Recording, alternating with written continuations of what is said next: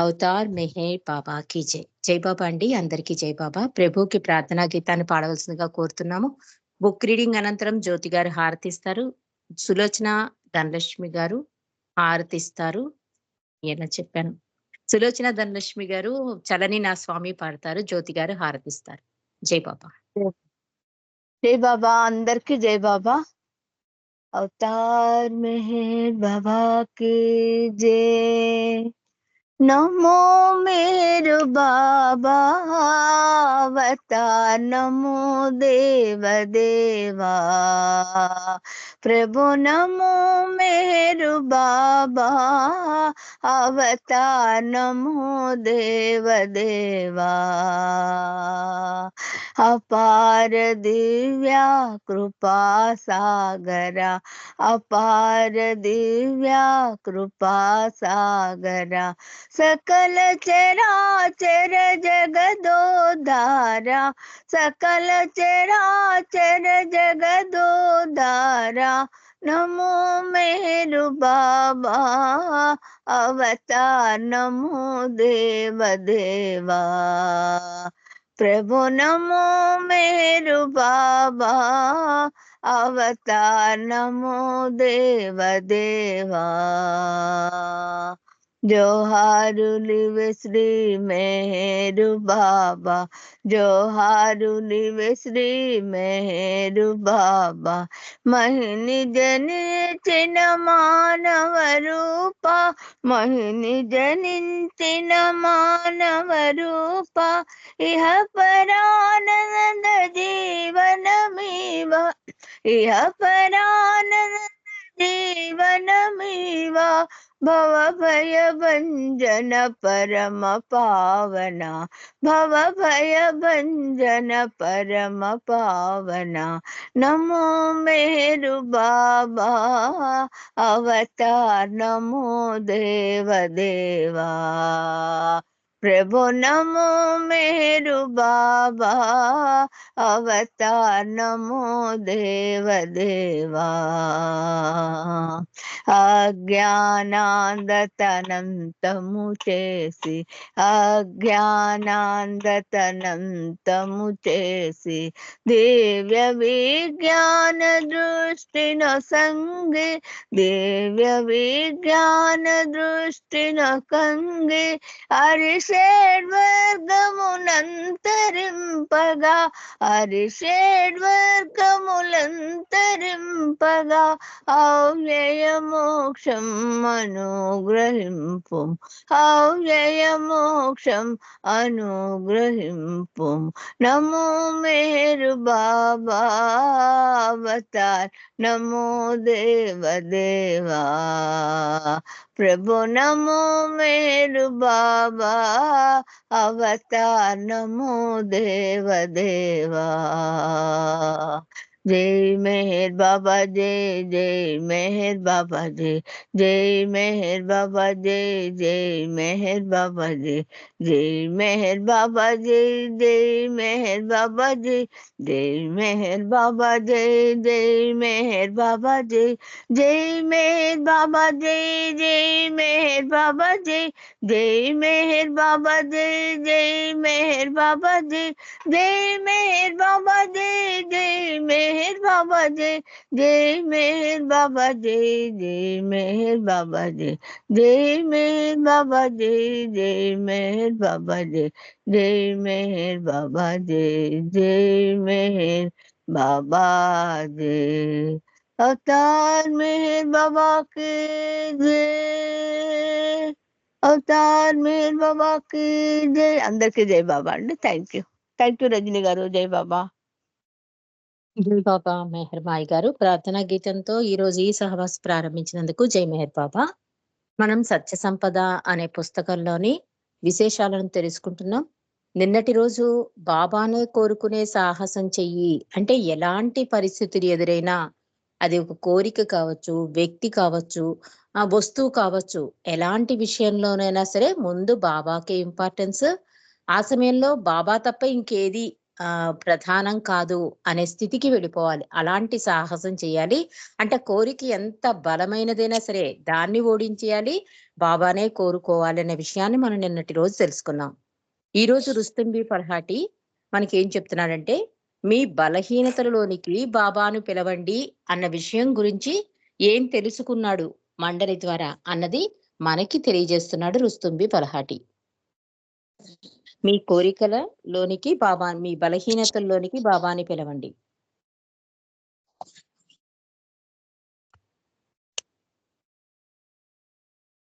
నీకెప్పుడైనా కోపం వస్తే లేదా కామపూరితమైన ఆలోచనలు వస్తుంటే బాబాను వెంటనే తలుచుకొనండి. ఆ రకంగా మీరు అనవసరమైన ఆలోచనలు, అనవసరమైన చర్యలుగా మారకముందే వాటిని నిరోధించగలరు అని బాబా సందేశం. బాబా ఏం చెప్తున్నారు? నీకెప్పుడైనా కోపం వచ్చినా గాని, ఒక కామపూరితమైన ఆలోచన వచ్చినా గాని, బాబాని వెంటనే తలుచుకోండి. ఆ రకంగా ఏమవుతుంది? ఆ ఆలోచన చర్య కింద మారదు. అంటే ఆలోచన కిందే ఉండిపోతుంది కానీ, ఆచరణలో పెట్టవు. ఎందువలన? నా నామస్మరణ చేయడం వలన, నన్ను తలుచుకోవడం వలన అది నిరోధిస్తుంది. దేన్ని నిరోధిస్తుంది? కోరికలని ఆచరణలో పెట్టకుండా నిరోధిస్తుంది అని చెప్తున్నారు బాబా. కాబట్టి మెహరాబాద్‌లో చాలా సంవత్సరాలు నివాసమున్న తర్వాత, ఈ పైన చెప్పిన సందేశం ఇందాక మనం చెప్పుకున్నాం కదా! కోపం వచ్చినప్పుడు నన్ను స్మరిస్తే కనుక అది ఆలోచన వరకే ఉంటుంది. ఆచరణ చెయ్యనివ్వదు అన్న బాబా సందేశం ఉంది కదా! ఆ సందేశాన్ని ఆచరణలో పెట్టడానికి నా శాయశక్తులా ప్రయత్నించినా నేను నిరాశకు లోనైనాను. ఎందుకంటే నేను నా కోపాన్ని నిగ్రహించుకోలేకపోయాను. చెప్తున్నాడు రుస్తుం బివలాటి. బాబా ఇలా సందేశం ఇచ్చారు. నేను చాలా రోజుల తర్వాత దీన్ని ఆచరణలో పెడదామని చూశాను. కానీ నేను కోపం విషయంలో నిగ్రహించుకోలేకపోతున్నాను అని చెప్తున్నాడు రుస్తుంబి ఫల్హాటి. అలాగే కేవలం నామస్మరణతో ఇతర కోరికలను నిగ్రహించలేకపోయాను. అందువల్ల ఒకరోజు ఇరిచ్ ఖాళీగా ఉన్నట్లు గమనించిన నేను ఆయన వద్దకు వెళ్లి ఇలా అడిగాను. ఇరిచ్, బాబా చెప్పారు కదా! ఆయన నామాన్ని స్మరించడం ద్వారా కోరికలను ఒక నిమిషం. కోరికలను ఆచరణలో పెట్టకుండా ఆపివేయవచ్చని నేనెంత ప్రయత్నించినా ఎప్పుడూ అపజయమే ఎదురవుతున్నది ఇరిచ్. కోరికల శక్తి నన్ను ఆచరణలోనికి తోసేస్తుంది. ఆయన నామాన్ని తలుస్తూ ఉన్నా ఆపలేకపోతున్నాను నేను. నేను నా కోరికలకే లొంగిపోవలసి వస్తోంది. నేనింకేమైనా అధికంగా చేయవలసి ఉందా? అడుగుతున్నాడు రుస్తుం. ఇదందరికీ మనకు అనుభవమేనండి. రుస్తుం ఏం చెప్తున్నాడంటే, బాబా చెప్పారు నన్ను తలుచుకుంటే నువ్వు ఆచరణలోకెళ్ళవు, ఆలోచనతో ఆగిపోతుందని. కానీ నేనది చేస్తున్నా. కానీ నా కోపాన్ని కంట్రోల్ చేసుకోలేకపోయాను. అసలు ఏ కోరికని కూడా కంట్రోల్ చేసుకోలేని స్థితిలో ఉంటున్నాను నేను. ఎందుకంటే కోరికకే శక్తి పెరిగిపోతోంది. నేను ఎంత నామం చేసినా కూడా, ఈ కోరికల శక్తి నన్ను ఆచరణలోకి తోసేస్తోంది. అంటే ఏదైనా ఒకటనుకుంటే అది చేసేస్తున్నాడు. ఎంత బాబాని తలుచుకున్నా కూడా. ఇంకేదైనా అధికంగా నేను ప్రయత్నం చెయ్యాలా? అడిగాడు ఇరిచ్చిని రుస్తుం. ఇరిచ్చి నేరుగా చెప్పిన సమాధానంతో, "నేను కంగు తిన్నాను" అన్నాడు రుస్తుం. "నీవు కోరికలను తీర్చుకోవడం ప్రారంభించగానే ఆయనను దానిలో చేరిపొమ్మని ఆహ్వానించు." ఇరిచేం చెప్తున్నాడు? నీకొక కోరిక కలుగుతుంది కదా! ఆ కోరిక ఆచరణలో పెట్టేటప్పుడు ముందు బాబాకి వెల్కమ్ ఇయ్యి అంటున్నాడు. బాబాని దానిలో చేరిపొమ్మని ఆహ్వానించు. నేను ఇరిచి వైపు ఆయన హాస్యంగా చెబుతున్నారేమో అని చూశాను. ఎందుకంటే కొన్నైతే పర్వాలేదు. అన్నిట్లోకి ఎలా బాబాని ఆహ్వానించేస్తాం? ఇరిచ్ ఏదైనా హాస్యానికి అంటున్నాడేమో అని చెప్పి ఇరిచి వైపు చూశాను. కానీ ఆయన వదనంలో గాంభీర్యం కనిపించింది. అంటే సీరియస్ గానే చెప్తున్నాడు. ఇది హాస్యం కాదు అని నాకు తెలిసింది ఇరిచి వైపు తిరిగాక. అయినా నాకింకా సందిగ్ధంగానే ఉంది. ఆయన హాస్యం ఆడుతున్నాడా అని.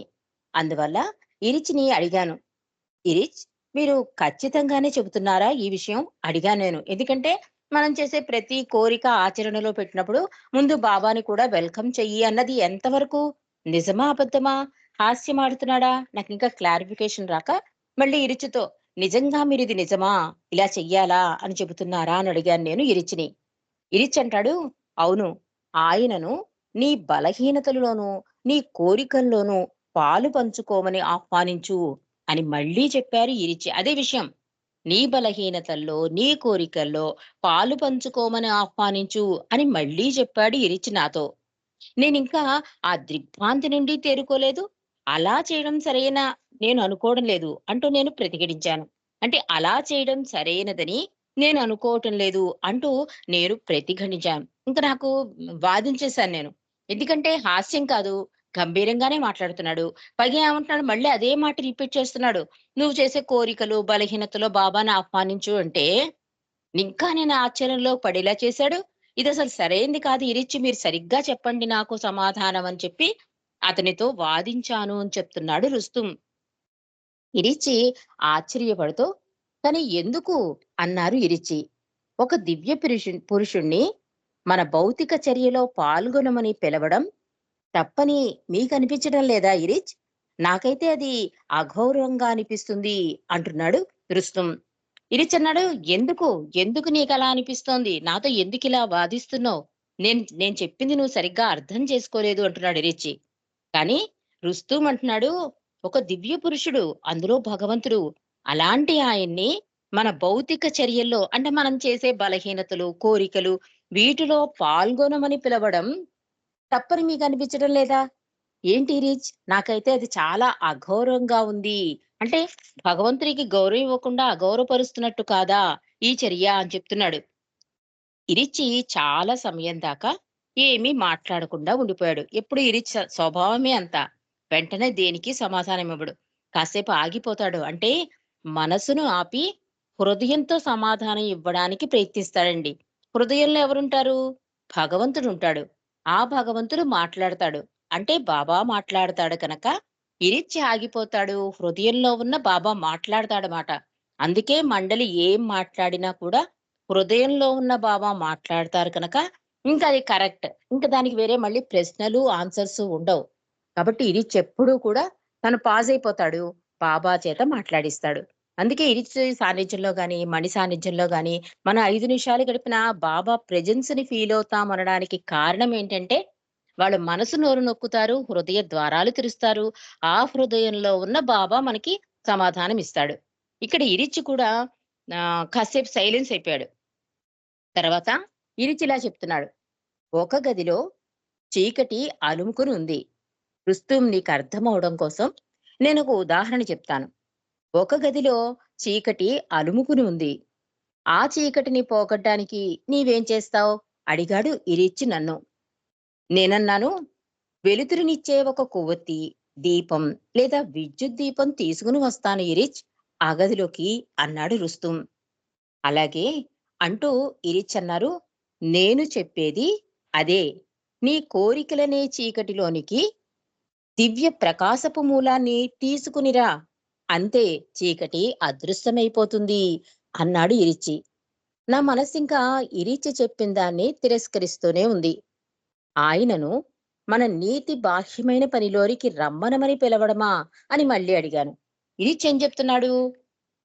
నీ కోరికలనే చీకటిలోనికి భగవంతుడనే దివ్య జ్యోతిని తీసుకురా. అప్పుడు నీ కోరిక ఆవిరైపోతుంది అని చెప్తున్నాడు. అయినా కూడా రుస్తుమికి సాటిస్ఫాక్షన్ అవ్వలే. ఎందుకంటే చాలా నీతి బాహ్యమైన పనిలోకి భగవంతుడిని ఆహ్వానించడమేటి? ఇదెలా సాధ్యం? ఇంకా సంశయంలోనే ఉన్నాడు రుస్తుం. అప్పుడు ఇరిచ్ అంటాడు, భగవంతుడు అంటే ఆయన అంతటా, అన్నిటా, అన్ని సమయాల్లోనూ ఉన్నారు. ఆయన నీతోనూ, నీలోనూ లేకుండా ఒక్క క్షణం కూడా ఉండడు. నీవు ఆహ్వానించినప్పుడే ఆయన నీ వద్దకు రానవసరం ఉండదు కదా! ఆయన అప్పటికే అక్కడ ఉన్నారు. నీవు ఆహ్వానించడం వల్ల ఆయన ఉనికిని నీవు అధికంగా ఎరుకతో గుర్తించగలవు. ఆయన నిరంతరాయంగా నీలో ఉన్నాడు. ఆయన ఎప్పుడూ నిన్ను విడిచి వెళ్ళడు. నీ జీవితంలో నీవెప్పుడో ఒకప్పుడు ఏదైనా ఒక పార్టీకి వెళ్ళి ఉంటావు కదా! అంటే ఇది చెప్తున్నాడు. భగవంతుడు మనం ప్రేయర్ కూడా చేస్తాం. సర్వాంతర్యామి అని. అంటే అంతటా, అన్నిటా నిండి ఉన్నాడు. అంటే చెడ్డ చెడ్డ విషయంలో కాదు, చెడు విషయం మంచి విషయంలో కాదు. ఒక మురికి ఉన్న ప్లేస్‌లో అన్ని ప్లేసుల్లోనూ భగవంతుడు ఉంటాడు అని బాబా మనకొక పాట కూడా ఉంది. బాబూజీ రాస్తారు. "తేలు నువ్వే, చాప నువ్వే" అంటే మండలి వాళ్ళందరూ కూడా ఇదేం ప్రేయరు, ఇదేం ప్రార్థన అంటే బాబూజీ వెళ్లి బాబాకి చెప్తాడు. బాబా ఈ ప్రేయర్ కొంచెం మారుద్దామంటే, లేదు లేదు ఇది కరెక్టు. అంటే భగవంతుడు అంటే మంచి విషయంలోనే కాదు, చెడ్డ విషయంలో, చెడు ప్లేసుల్లో కూడా భగవంతుడు ఉన్నాడు అని చెప్పడం కోసం, ఇది కొన్నాళ్ళకి ఇది ప్రార్థన అయిపోతుందని కూడా చెప్తారు. You alone exist. ఇది ఈ సాంగ్ అండి. ఈ ప్రేయరు. అది చెప్తారు. ఇక్కడ ఇరిచ్చి కూడా అదే చెప్తున్నాడు. భగవంతుడు అంతటా ఉన్నాడు. నీలోనూ ఉన్నాడు. నువ్వు కొత్తగా ఏమీ ఆయన్ని ఆహ్వానించక్కర్లేదు. ఆయన అప్పుడే ఆల్రెడీ నీలో ఉన్నాడు. కానీ నువ్వు గుర్తించగలగాలి. అదే కదా బాబా అంటారు.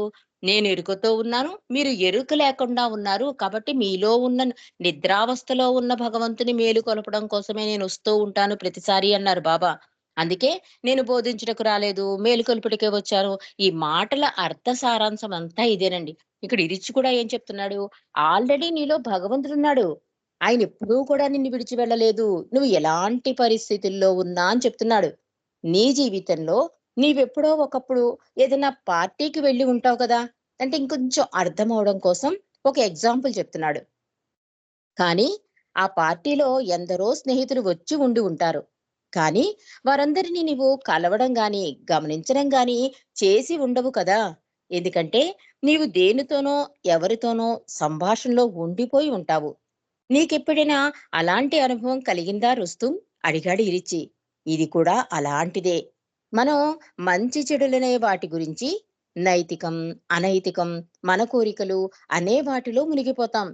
అందువల్ల నిరంతరం మనతోనే ఆయన ఉంటున్నా, ఆయన ఉనికిని గుర్తించలేకపోతున్నాం.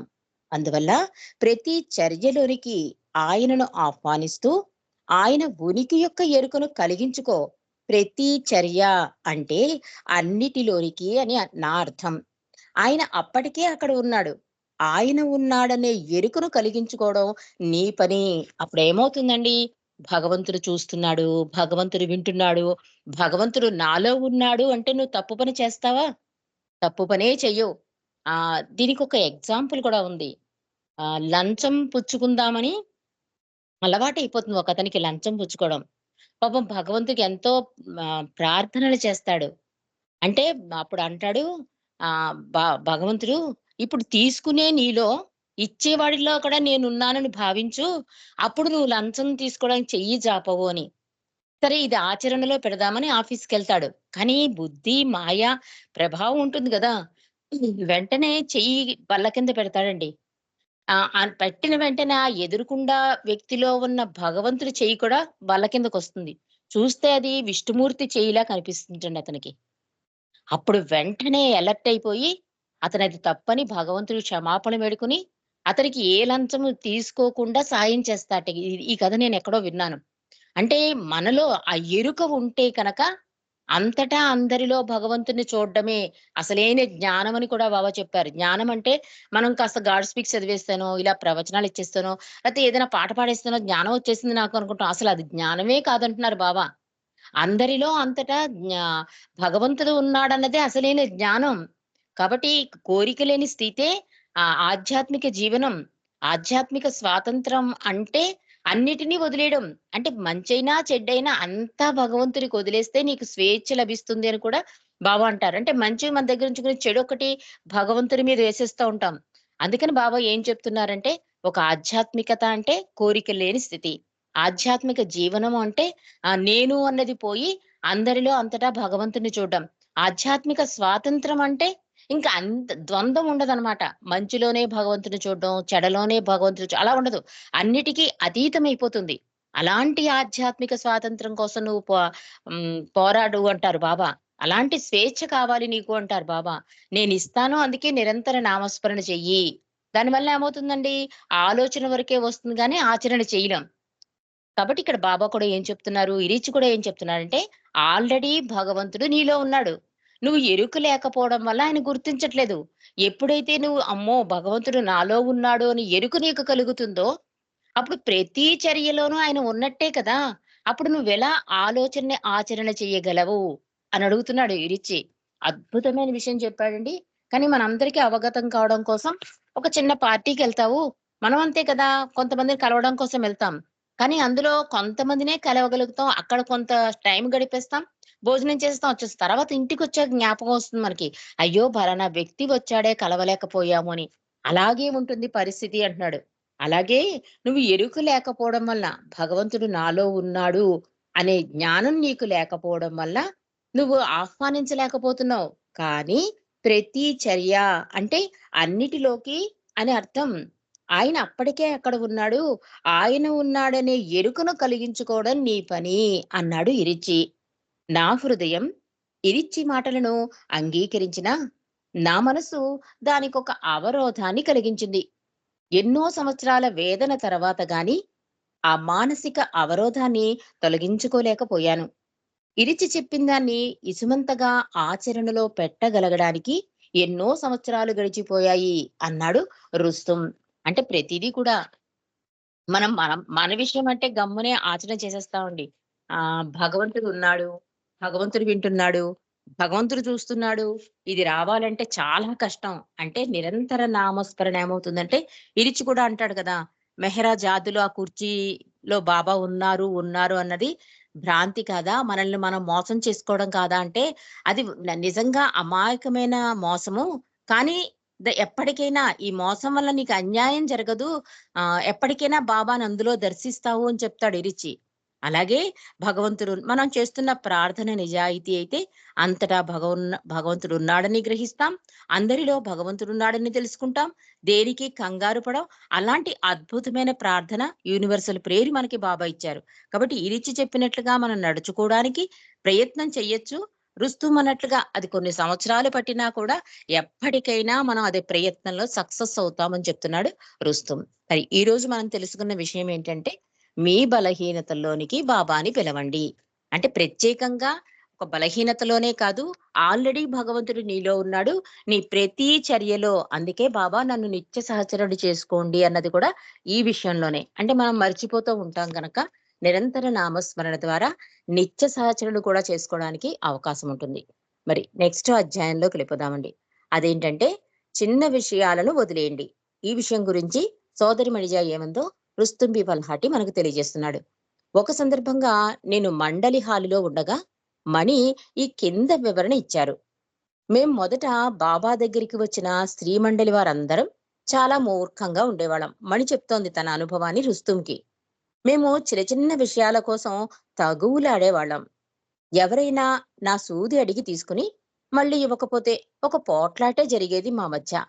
అలాగే నేనింకొకరి కత్తెర తీసుకున్నప్పుడు కూడా అలాగే. అంటే ఇలాంటి చిన్న చిన్న విషయాల్లో మేము దెబ్బలాడుకునేవాళ్ళం అని చెప్తున్నారు మణిజ. అంటే స్త్రీ మండలిలో ఎలాంటి దెబ్బలాటలు. అంటే మొదట్లో బాబా దగ్గరికొచ్చిన కొత్తలో. అలాగే మేము చాలా సార్లు చిన్న చిన్న విషయాల వైపునే పైననే తగువులాడుకునేవాళ్ళం. అదే విషాదకరమైన విషయం చెప్తున్నారు మణిజ. పెద్ద సమస్యల గురించి మేమెప్పుడూ పోట్లాడుకోలేదు. బాబా దైవీ మానవుడు, అవతారుడు మా మధ్యన ఉన్నారు. ఆయన ఉనికిని మాకు ఒక అవకాశంగా ప్రసాదించారు. అయినా చిన్న విషయాలపైనే మాకు గల మమకారం వదులుకోలేకపోయాం మేం. అది బాబా మాకిచ్చిన అవకాశాన్ని వినియోగించుకుని ఆయన ఉనికినే గ్రహించి ఎల్లప్పుడూ దానిలోనే ఉండిపోవడాన్ని మరిపింపజేసింది అంటున్నారు సోదరి మణిజ. అంటే ఏదైనా అభ్యాసం చేస్తేనే కదా వచ్చేది. కాబట్టి ఈవిడకి ఏం చెప్తున్నారంటే, కొత్తలో బాబా దగ్గరికొచ్చినప్పుడు మేము చిన్న చిన్న విషయాల గురించి గొడవ పడేవాళ్ళం. పెద్ద పెద్ద విషయాల గురించి అసలు గొడవ పడేవాళ్ళం కాదు. కానీ ఆ చిన్న చిన్న విషయాల్లో రాను రాను ఏమైందంటే, బాబా ఇక్కడ ఉన్నారు. భగవంతుడి దగ్గర మనం ఉన్నాం. మనం ఎలా ఉండాలి అన్న విషయాన్ని మాకు అవగతం చేసేలా చేశారు బాబా అని మండిజ చెప్తున్నారు. కొన్నిసార్లు బాబా సాన్నిధ్యంలోనే కూర్చుని ఉన్నా మేము ఆయనతో ఉండలేదు. ఆయన ఉనికి యొక్క ప్రయోజనాన్ని అనుభవించలేకపోయాం. దానిని మళ్ళీ గుర్తు చేసుకుంటే మా తగాదాలు, ఈర్ష్యలు అంతకంటే పెద్ద పెద్ద విషయాలపైన అంటే అనగా బాబాను అధికంగా ప్రేమించడానికి, ఆయనకు సంపూర్ణంగా విధేయులమై ఉండడానికి, చాలా వినమ్రులమై పోవడానికి కానీ, అలాంటి వాటి కోసం మేమెప్పుడూ పోట్లాడుకోలేదు. చెప్తున్నారు చూడండి సోదరి మణిజ. ఇలాంటి విషయాల్లో మేము చిన్న చిన్న కత్తిరికి, సూదికి దెబ్బలాడుకున్నాం తప్ప, అంతకన్నా ముఖ్యమైన దేని గురించి మేము దెబ్బలాడుకోవాలి? బాబా సాన్నిధ్యంలో గడపడానికి, బాబాని అధికాధికంగా ప్రేమించడానికి, సంపూర్ణ విధేయత చూపించడానికి, ఇలాంటి వాటిలో కదా పోటీ పడాలి. కానీ అలాంటి విషయంలో మాకెప్పుడూ పోట్లాట లేదు అని చెప్తున్నారు. అవి నిజంగా ఉన్నతమైన విషయాలు కదా! ఆ పోట్లాట నిజంగా ఉన్నతమైన దారికే కదా తీస్తుంది. బాబాని అధికాధికంగా ప్రేమించడంలో పోటీ పడ్డమన్నది అది ఏమంటారంటే ఆరోగ్యకరమైన పోటీ అది. అదసలు దెబ్బలాట కాదు. కానీ అది పైకి దెబ్బలాటగా కనిపించినా అది మంచికే దారి తీస్తుంది అని చెప్తున్నారు సోదరి మణిజ. ఆయన ప్రేమతో ఆకర్షింపబడిన యువతను చూస్తున్నాను. వారు కూడా అదే తప్పు చేస్తున్నారు. మీ సమయాన్ని, శక్తిని ఏది తప్పు, ఏది ఒప్పు, ఏది నాది, ఏది నీది అనే చిన్న విషయాలపైన వృధా చేయవద్దు. వాటినసలు పట్టించుకోవద్దు. మీ విలువైన సమయాన్ని మీకివ్వబడిన అమూల్యమైన అవకాశాన్ని వినియోగించుకొనండి. ఆయన ఉనికినే గ్రహించండి. ఆయన ఉనికే మీ జీవితం అయిపోవాలి. ఎలా అంటే కాకి బంగారు నగను పట్టుకుని మంచి బంగారపు నగని ఇచ్చినా తీసుకోకుండా దానినే గట్టిగా పట్టుకుని ఉండే చిన్న పిల్లల్లాగా మనం ఎప్పుడు ప్రవర్తిస్తాం. అంటే కాకి బంగారం నగంటారు కదా! అంటే అసలు నకిలీ. మనకందుకే 7 రియాలిటీస్ ఇచ్చారు బాబా. అలా పట్టుకుని చిన్న పిల్లల్లాగానే మనమెప్పుడు ప్రవర్తిస్తాం. కాకి బంగారాన్ని వదిలేసి మంచి బంగారాన్నే తీసుకోవడం నేర్చుకోవాలి మనం. ప్రతిసారి నన్ను నేను ఒప్పని, ఇతరులే తప్పని అనుకునే పరిస్థితిలో పడిపోయినప్పుడు, లేదా పనిలో చాలా లీనమైనప్పుడు నాకు మణి చెప్పిన ఆ మాటలు జ్ఞాపకానికి వచ్చేవి అన్నారు రుస్తుంబి వల్హటి. అంటే మనం చాలా చిన్న విషయాలకి పోట్లాడుతూ ఉంటాం. కొన్ని రోజులు మాట్లాడడం మానేస్తాం. అది ఏమవుతుందంటే అదలా పొడిగైపోయి కక్ష కింద అందుకే బాబా అంటారు. కోపం వచ్చినా, ఏదొచ్చినా హృదయంలోకి నాటనివ్వకండి. అది పెదాల నుంచో, మైండ్‌లోంచో తీసేయండి అంటారు బాబా. అదేమవుతుంది కొన్ని జన్మల సంస్కారాలయ్యి వదిలించుకోవడం కష్టమని కూడా చెప్తారు బాబా. అందుకే పరోక్ష నింద గాని, ఎవరినైనా నిందించడం గాని, నోటిలోకి వెళ్ళేదే ముఖ్యం గాని, నోటి నుంచి బయటకొచ్చేది ముఖ్యం అంటారు బాబా. అది ఏం తింటున్నామన్నది ఒక్కోసారి బాబాని అడుగుతారు. నాన్ వెజ్ తినాలా? వెజిటేరియన్ తినాలా? అంటే బాబా నవ్వుతారు. లోపలికెళ్ళేది ముఖ్యం కాదు. లోపల నుంచి బయటకొచ్చేది ముఖ్యం. దాని ముందు చాలా జాగ్రత్తగా ఉండాలి మీరు అంటారు. ఒక మాట ఏమవుతుందంటే కొన్ని జీవితాలను పాడు చేసేస్తుందండి. అది మళ్ళీ జన్మకి పునాది కూడా అయిపోతుంది. అందుకే మాట ద్వారా ఎవరిని బాధ పెట్టొద్దు అంటారు బాబా. ఈ రోజు మనం తెలుసుకున్నదేంటంటే బలహీనతలు అంటే బాబా అంతటా ఉన్నాడు కనుక ఆయనకి అప్పగించేస్తే కనుక అవి బలహీనతలేనా ఆలోచన వరకు వచ్చినా ఆచరణ చెయ్యం అన్న సంగతి తెలుసుకున్నాం. ఇక చిన్న చిన్న విషయాలు ఈ చిన్న చిన్న విషయాల్లో పోటీ పడ్డం కాదు. అసలైన విషయం బాబాని నేనెంత అధికంగా ప్రేమిస్తున్నాను. బాబా గురించి నేనెంత తెలుసుకుంటున్నాను. బాబా పాటని నేను ఇంకా అంతకన్నా బాగా పాడాలి. ఇలాంటి విషయంలో పోటీ పడండి. ఇది ఆరోగ్యకరమైన పోటీ. ఇది బాబాకి కూడా సంతోషదాయకం అంటున్నారు సోదరి మణిజ. అవతార్ మెహర్ బాబాకి జై. జై బాబా అండి. హారతి జ్యోతి జై గారు బాబా పాడతారు. జై బాబా. జై బాబా అవతార్ మెహర్ బాబా की जय मेहरा मनोहर मणिजा सहोदर हारति गुणरा आदि गुरु ममु हारति गुणरा आदि गुरुडवु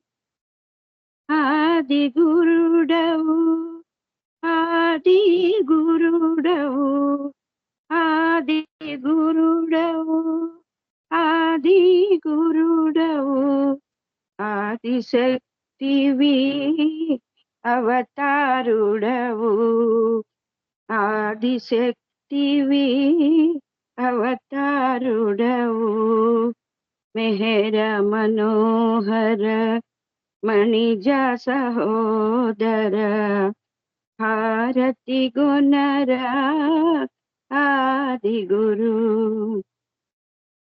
ఏ విధి మేరా నిన్ను ప్రేమించెనో ఏ విధి మేరా నిన్ను ప్రేమించెనో ఆ విధి మమ్ము నిన్ను ప్రేమించని ఆ విధి మమ్ము నిన్ను ప్రేమించని మెహర మనోహర మణిజ సహోదర హారతి గుణరా ఆది గురు ఈ రుచి ఏ రుచి గణనీ సేవలో, ఈ రుచి ఏ రుచి గణనీ సేవలో, ఆ రుచి మమ్ము గణనీ సేవలో, ఆ రుచి మమ్ము గణనీ సేవలో. మెహర మనోహర మణిజ సహోదర, హారతి గొనరా ఆది గురు. మండలి నీకెటు అర్పణమైరో, మండలి నీకెటు అర్పణమైరో, అటులే మమ్ము అర్పణగాని, అటులే మమ్ము అర్పణగాని. మెహర మనోహర మణిజ సహోదర, హారతి గొనరా ఆది గురు మము, హారతి గొనరా ఆది గురు. अवतार मेहर बाबा की जय, अवतार मेहर बाबा की जय, अवतार मेहर बाबा की जय. जय बाबा महाराजनी అందరికీ జై బాబా అండి.